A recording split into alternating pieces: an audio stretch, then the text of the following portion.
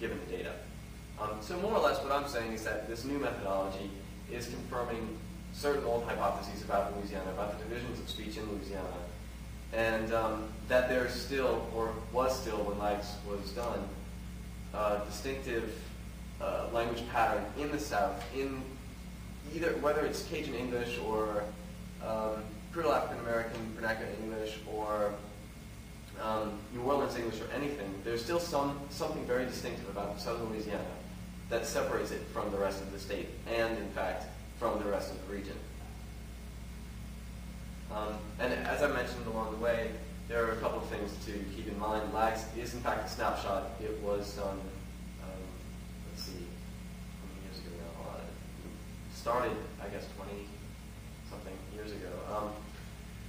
And it's a snapshot not only of the language, but also of the culture and of the times, the conditions of people's lives at that time.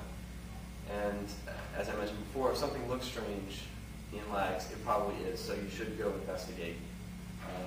It was very useful for me while doing this to go in and look at the informant bios and to also consider where in a particular parish someone was from.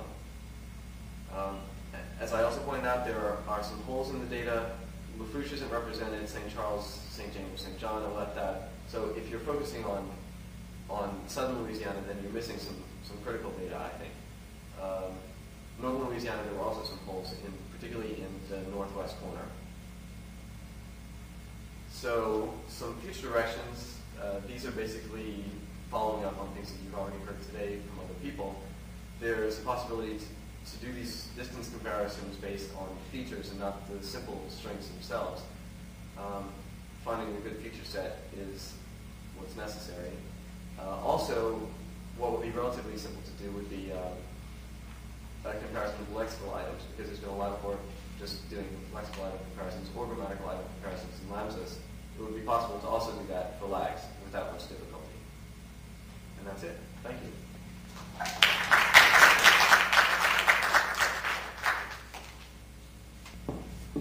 Okay, we have enough time to take questions for David.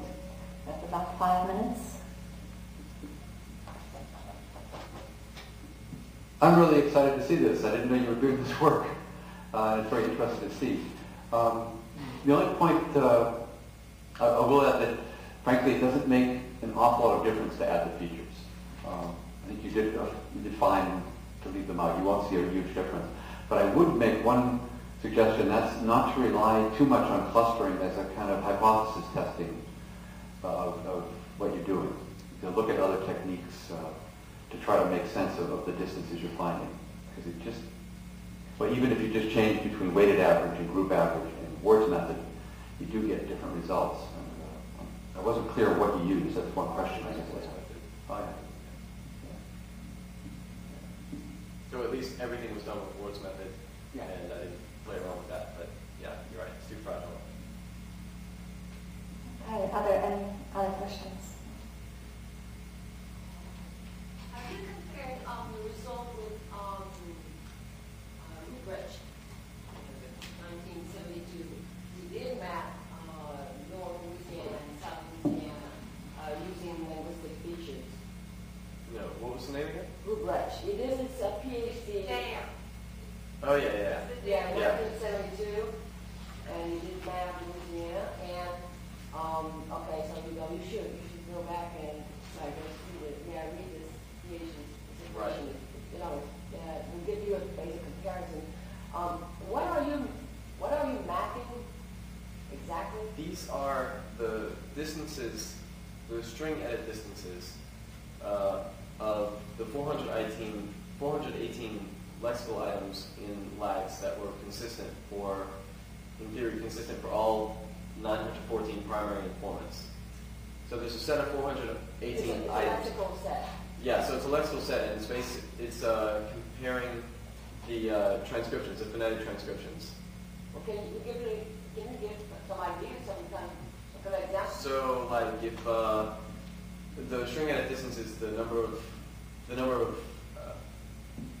some kind of number of differences between one string and another. So if someone in Iberia Parish says, we'll just use a general Southern word, y'all, and someone from another parish says y'all, then there might be a glide that would be transcribed in lags. So there's an insertion from one string to the other. So there's a difference of one there, for example. So this method is really too complicated to explain in 2 minutes, but I could talk to you after and show you some examples if you like. Because string edit distance has been talked about for the past few talks, so I don't want to talk about it Well, too much. my question will be, how do you link this with Cajun vernacular English? Right, so that's a good question. Actually, one of the things to point out is that not all of the speakers have French as their native language. This actually goes to what you were saying earlier this morning during your talk, that it's not a question of interference. It's not a question of second language acquisition and second language interference. That's not what Cajun vernacular English is.